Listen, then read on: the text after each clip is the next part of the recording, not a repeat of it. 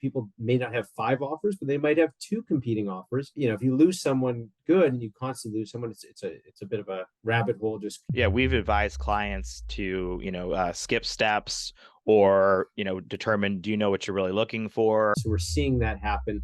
There's still a lot of demand of work, and so we're seeing it. I think from a supply and demand standpoint, a better economy from a recruitment standpoint than it was 3 years ago. Yeah, so definitely from a macro perspective.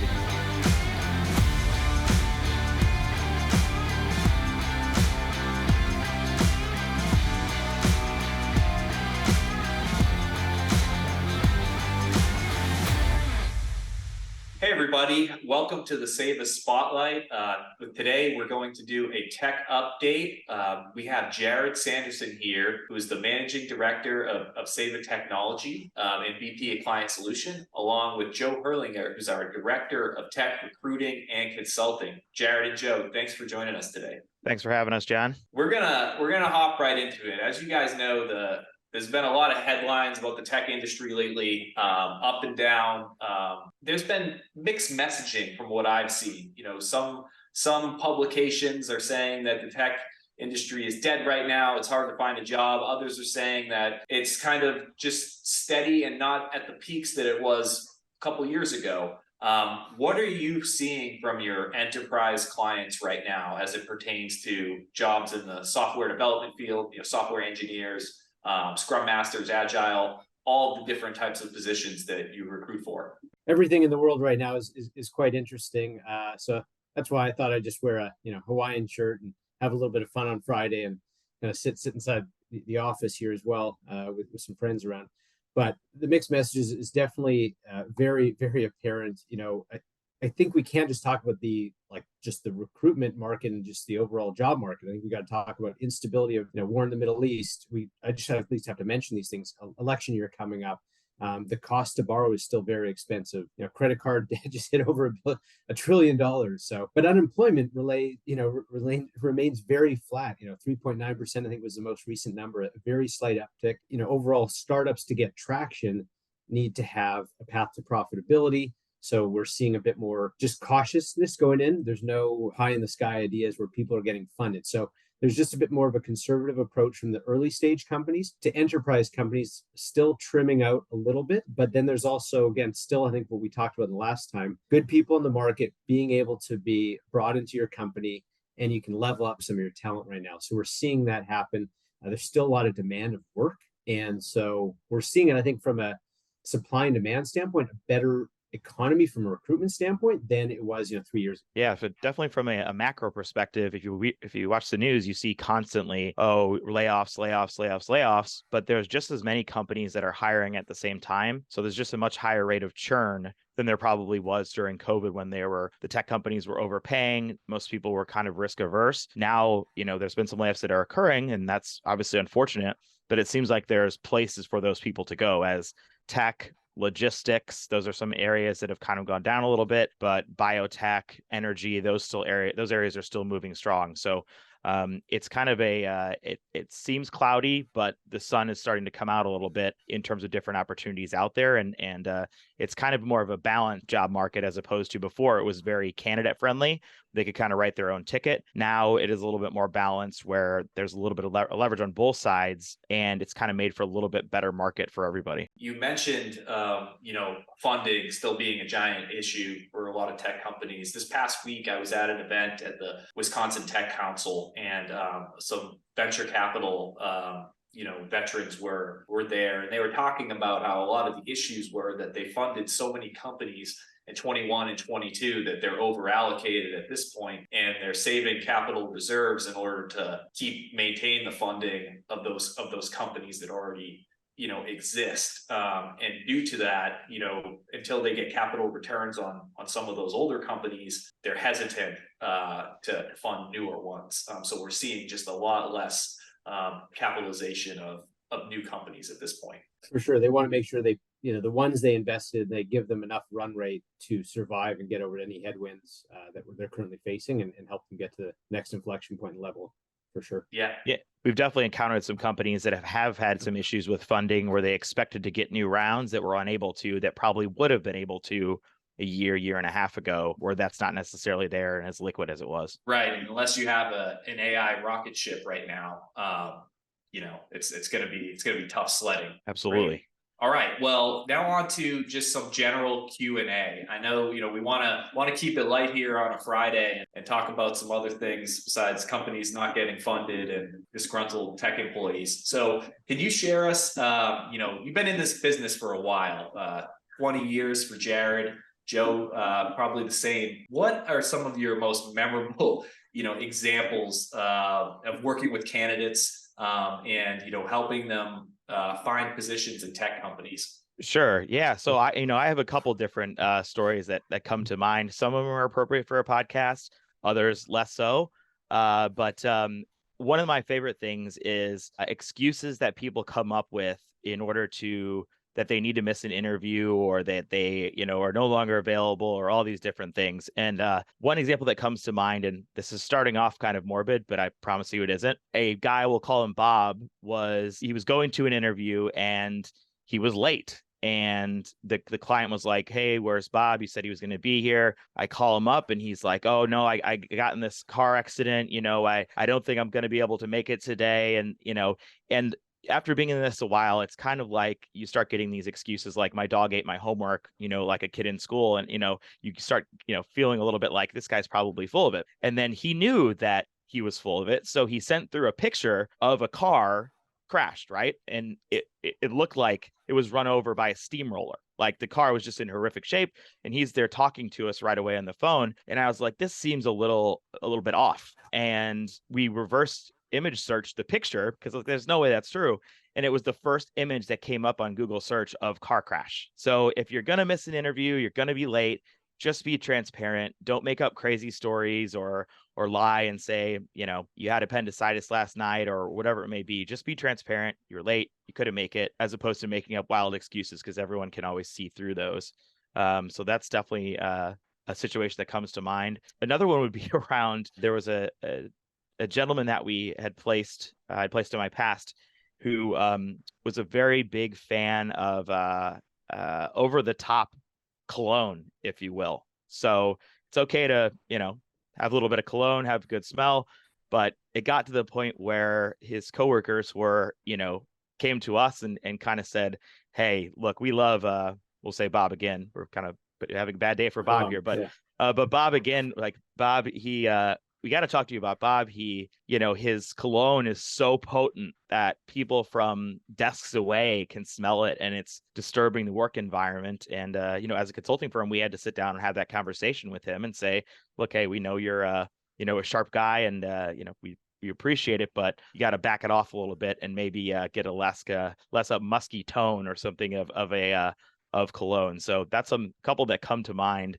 that I'd be able to share on a podcast. The cologne, it works 90% of the time, all the time, right? Is that exactly? Yeah, maybe just a different scent. I don't know if it was Calvin Klein 7 or something. Needed to back it down a little bit, but that was an interesting discussion. You bring up the story about making up the car crash, and I couldn't stop thinking about that classic LinkedIn meme where the guy misses the interview to help the dog on the side of the road, and then it turns out the dog is the hiring manager. Yes.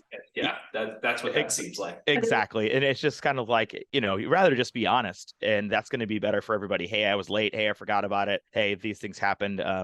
As opposed to just making up wild excuses or blatant lies, or saying lies that, are obvious, that or my cat passed away last night. These things happen, but not as frequently as you would find out in the recruiting world. Yeah, Jared, how about you? What comes to mind for you? Been doing this a while, and so yeah, there's a lot of stories going through. One thing that just is memorable and didn't happen to me, fortunately, but through my network is there was a consultant, senior level individual. I've been doing it for a while, and this was during the time when the vape pens were pretty popular, and there's still a lot of, I guess, unwritten rules of what that looks like in an indoor or outdoor space, because they don't smell. But essentially they were sitting there. This is when in-office stays were also prevalent, where everyone went in the office every day, sitting there puffing on the vape pen at their cubicle.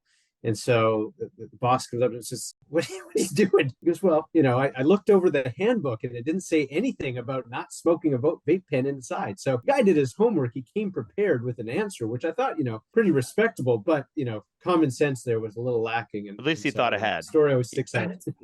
Yeah. That's unbelievable. All right. So let's pivot to some of your experiences with the clients rather than the candidates. Again, you've been in this business for a while.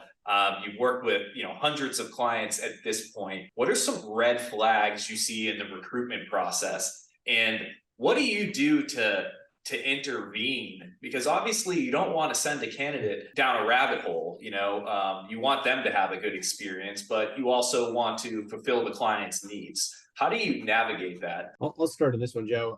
Sure. I think some companies create this hurdle to make it more difficult to find the right person than they actually need it. So, I think the number one thing that sticks out is just too long of a process and putting them through, it's like, this isn't a jungle gym. They don't need to go through all these hoops. Like, why can't you walk them through a path and here's the first stop, here's the second stop, and here's what it looks like. Paint them that picture and then execute on that picture. So, from a theme standpoint, again, too long of a process, no process, and no strategy of how this is going to look. I think the worst thing is you actually having that strategy and that process and then not executing on it. So saying you're going to do something and not doing it. So I think from a candidate's perspective, it's like, okay, we're going to talk to you this day and we're going to give you feedback by Friday. It's Wednesday. So we're going to give you feedback for the other week, before the end of the week. The person's interested. Friday's going by, they're looking at their clock. They don't hear from the person. And I think that's the most frustrating thing happening is not executing on your word, even though you have a process. So sticking to the process, keeping it simple to identify that person. And then coming back to just in the process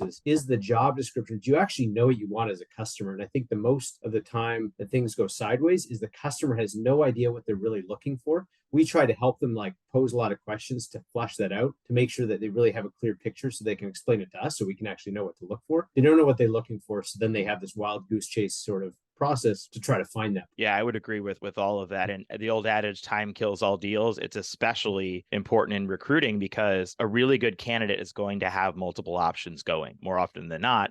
And, in a way, your recruiting process is kind of a window into how you would be as an employer and how it would be to work there. And if it's disjointed or too long or the expectations are poorly set before the person even walks in the door at your company, they may already have some red flags in their mind that they're going to be worried about coming in. So I think setting expectations, as Jared mentioned, having a smooth set process and kind of saying what you're going to do in terms of feedback timeline and things like that, those are the best things to get a good candidate experience.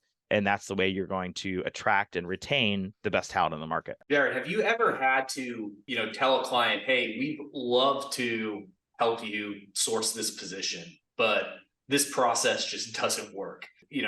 What's that been like? Sure. Yeah. In any role we take, we want to ensure, number one, can we be successful? Because at the end of the day, our success is our customer success. We can't find somebody. What's the point of us showing up every day? And so we want to create basically a process or make sure there's clear expectations. So yeah, those conversations are easy, not easy, but you want to have them. If you just if you're a yes man and just say, yes, I'll do whatever you want.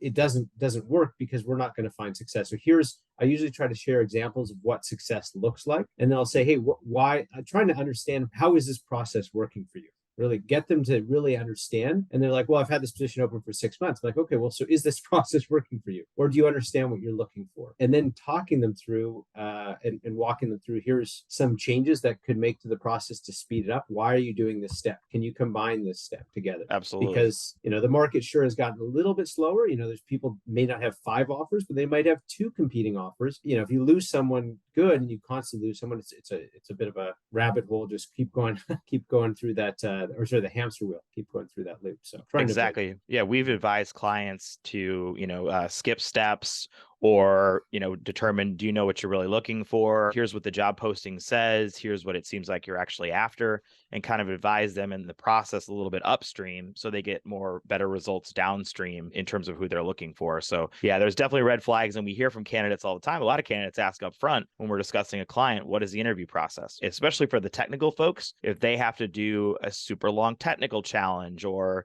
certain coding interviews, or they have to spend 3 hours on an additional test, most don't like that. because that's kind of, they're doing work for free. If the whole interview process takes 6-8 hours split up over time, that's a lot of time for a busy professional. Those are definitely red flags and warning signs that make it a bit difficult to bring on the best talent and to get them through the process, because chances are they're going to find another company that has a smoother process where they don't have to go through all the hoops. If you don't speak up, I think I just wanted to mention this. This is recent.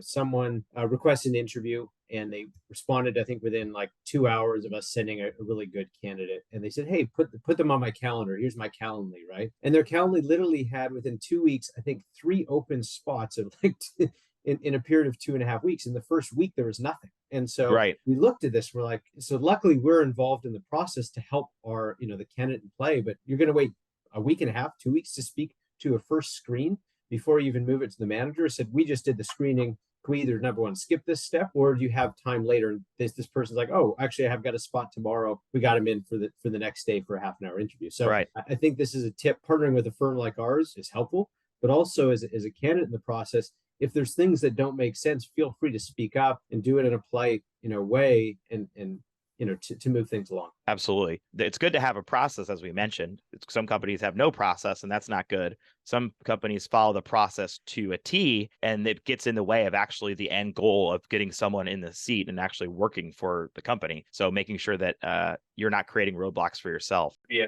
a healthy balance between, checking all the boxes, but also, making this a good experience for everyone involved. All right, so let's pivot back to candidates. Can you share some, you obviously inherit candidates sometimes that maybe they were working with somebody else and then, for whatever reason, they pivoted over and, now you're working with them to try to find them, the position that they want.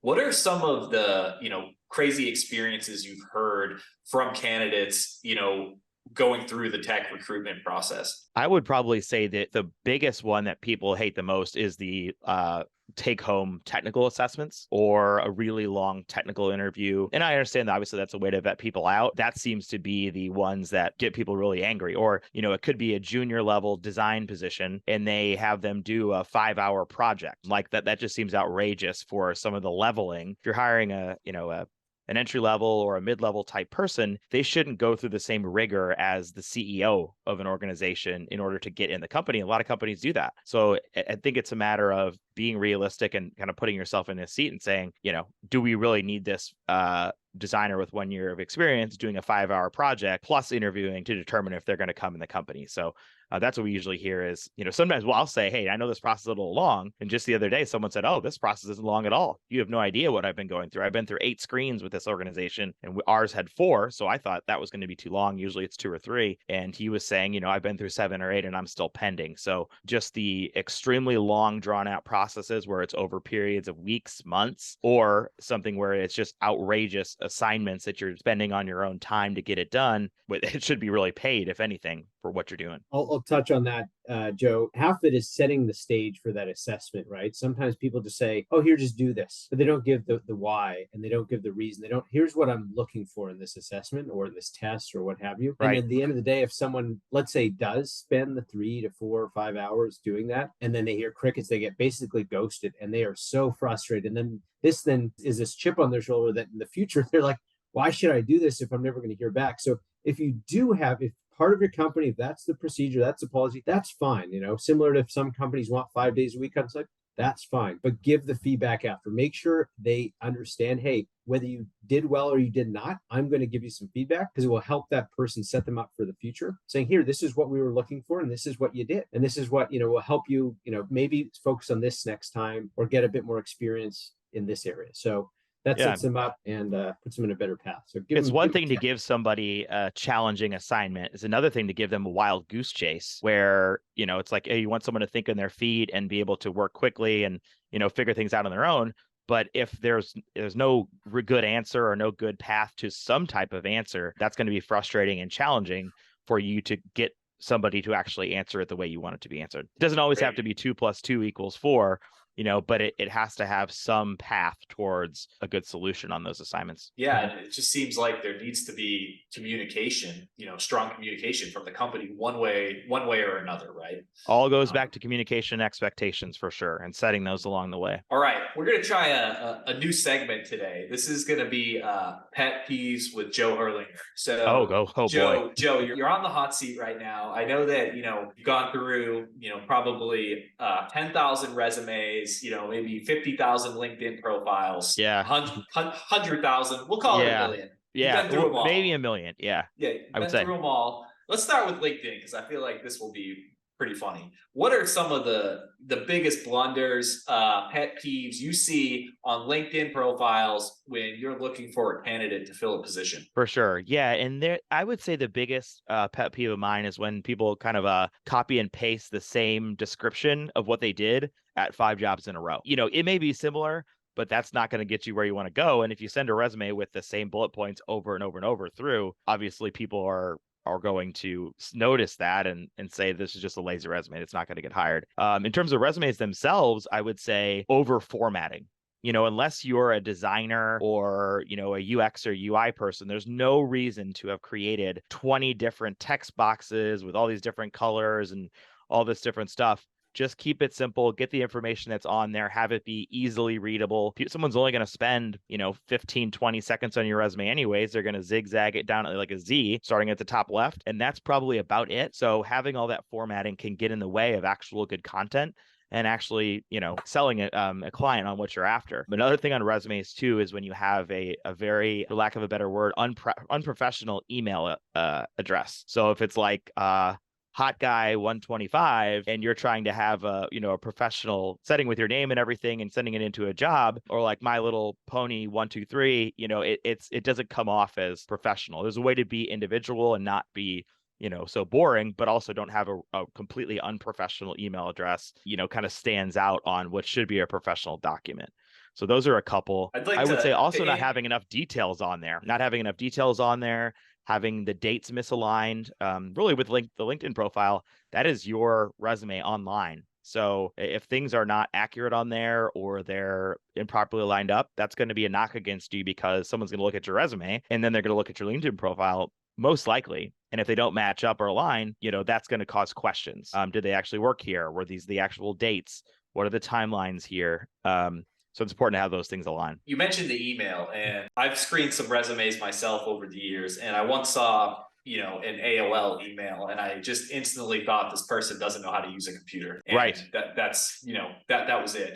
It is funny. Yeah. So, and obviously some people still have their AOL emails if they're, a more seasoned worker. It is what it is. But you're right. I think, at least getting a Hotmail, maybe not even Hotmail. At least get just get a Gmail at this point, or your own domain or an @Outlook or something like that. You're right. That it is somewhat of a warning sign, especially for someone who's high in tech, to have a much older type email address that wouldn't necessarily be around. Yeah, that or the flip phone. Yeah. I wanted to add on to what you were saying, both you guys. It's the reconciliation between all your social media profiles, right? So whether it's your Facebook, your LinkedIn, your resume, do they tell the same story of who you are? And I have this quote and this picture that I basically bring. It was at my office, and it's in my home office now. But it says, according to your LinkedIn profile, you're a focused, disciplined achiever. But according to your Facebook photos, you love Jack Daniels and you're pretty comfortable with your body. Right. I think that's that quote just embodies just be consistent with who you want to represent yourself. And it's this from a client standpoint, I know some of them are it's the best lessons are learned from the people that really push you and challenge you, right? So it's the companies that say, hey, I saw they graduated on LinkedIn in 2009, but on their resume was 2007. Why is that? I'm like, I don't know why they did that. That is a great question. Let me look into this. And so making sure those are so consistent, because that's half the battle of anytime that brings up a red flag of why is this the same? Why are titles different? And I know you want to apply your resume to the role, but if they're so different, it's just... No one's saying you need to build a 110% absolutely immaculate LinkedIn profile, but at least have the titles, companies, dates, and things like that align and be correct. That in itself goes a long way when you're sending your resume through, to have that kind of extra advertisement for yourself out there beyond your resume. Now, you mentioned the resume. Max amount of pages. How many? As for some technical folks, engineers, SAP, certain engineers, they could have longer ones where it may be 7, but I've received resumes 15, 20 pages on occasion that are obviously no one's going to read that. And you need to, lop off the bottom for sure. But in an ideal world, 2 to 4, maybe 5 if they're an experienced resource or they have a lot of detail in their resume. I lean more towards, I'm away from the old school of, hey, put it on one page. I think, if you have 20 years of experience, it's nearly impossible to do that. And you'll be selling yourself short because you don't have the keywords that you need on there to highlight your experience. So I would say somewhere in the middle there, if you're a junior, 1 to 2, mid-level, maybe 2 to 3, maybe up to 4 to 5 tops, especially if you're an engineer or something like that with a lot of technology to build into your profile. But one thing for sure is don't sell yourself short by not putting in your key experience and not putting in the keywords of the technologies that you worked with. Because I've seen some people do that too, where they're like, oh yeah, I have experience with that, but I wanted to keep my resume really short. Well, that was kind of a way that hurts you in a way other than, having it be a little bit longer. I'd say no more than 3. If it's more than 3, I kind of lose interest. Yeah. And also, I think people waste a lot of space space too. Like we talked about earlier with over formatting, where, if you eliminate some of that pointless white space or, over formatting, then it can end up being a lot shorter. Where if it's triple spaced and in 14 font, it's going to go 5 pages where that could easily be cut down to 3 in a more manageable resume that someone's actually going to read. And again, we're painting with broad strokes here. Obviously, different hiring managers are going to have different schools of thought, but that's kind of a general rule to work off of. Is the cover letter dead? What's a cover letter? That would probably, yeah. So I would say it's to me, it's deceased. I mean, I think in some areas like law, I know it's still big in the law space. In tech, I mean, I don't really see it much. It's okay if you want to write up a little summary, maybe to a very brief summary, like, hey, here's some key points. But the classic cover letter of to whom it may be concerned, here is why I am a good resource, that those they've lost all meaning because usually they're form letters with things plugged in. So unless you're going to do an exceptional job with it, it's tailored to a role, I would just focus all your time and effort on your resume because that's probably what they're going to look at anyways. Some companies do a quick video interview or they want the cover letter. They want to know why, right? Even in an application, why are you they're asking it part of the interview process. Why are you interested in us as a company or why are you interested in this role? So if there is that prompt, that's where you do want to take thought of being part of that company's reason for doing is to rule out people that don't care about what they do and don't care about really the role. They just want a job. But some companies want someone to be part of their company and culture and care and be passionate about what they're doing. So going that extra mile and in some of the process is definitely valuable. But yeah, in a day-to-day, no, it's kind of more dead. Right. The idea of a 30-second video, I mean, I feel like that'd be more impactful than anything. Oh, absolutely. Yeah, for sure. I think it would be. And I haven't seen as many companies go to that as I thought would. It's definitely been a bit of a trend where that is part of some interview processes or, it can certainly set you apart if you, attach that along with your resume. It's not the worst idea, especially if you do it well and tailor it. If you do it quick and kind of halfway, you're going to get the same results you get in when, what you put out. Yeah. Yeah. It might even be helpful when we pitch candidates sometimes. Okay, great. So before we wrap up, Jared, I know there's some key events going on in San Diego you wanted to talk about. So what's on the calendar? Let's so a couple of exciting things. Just actually last week, I think I'd mentioned, just give a shout out to, we were involved with 7 CTOs, which is a peer-to-peer group for CTOs, basically having a seat on the table. And so they had their annual, it's called like 0111 conference. So we were part of that with Interlock Capital, which is a venture a fund here in San Diego, helping startups kind of raise capital and help grow the ecosystem. So it's great to connect with a lot of people there. But some great, a good website that's really highlighting a lot of San Diego networking events is the Social Coyote. A guy named Jonah Peak puts it on. It's curated. You can sign up, sends a weekly email of what's happening. Really good, just tool sharing what's happening here, getting people out of their house again. And then some other people they're doing some good things. Or Fred Greer writes a lot about the tech economy, and Neil Bloom as well about what companies are getting funded and just curating articles within the San Diego ecosystem. So those are some good people to check out. And then one thing that I'm involved in, which is the Farmers Open here in San Diego coming up at the end of January. Really excited about that. I'll be there. Puts it on. And so tickets just went on sale. Great time to entertain both companies, getting your team together, and just having fun, watching some golf and taking advantage of like the San Diego community. So Beautiful San Diego winter, as we call views, it here. yes, Yeah, exactly. So a lot of people flying for town. I think it brings a lot of money to the economy. So great for people that didn't know about it or want to come check it out. Farmers Open's Absolutely. fantastic. Joe, you're already ready to play some golf. I can tell. Let's probably, I'm ready. Yeah, always. Not well, but I mean, I'll play. I'll be there. It'll be fun, but it won't be. I'm not going to set the course record by any means. I don't think. Maybe not that day. One of these days. Right. All right. Well, all right. Well, thanks, guys. I appreciate you joining me today for the Sayva Spotlight Tech Update. Looking forward to the next one. We'll do it again in the new year. Great. Thanks, John. Thanks, John. Thanks, Jared. Good to see you guys. Yeah. Take Good care. having you on, Joe. Bye-bye.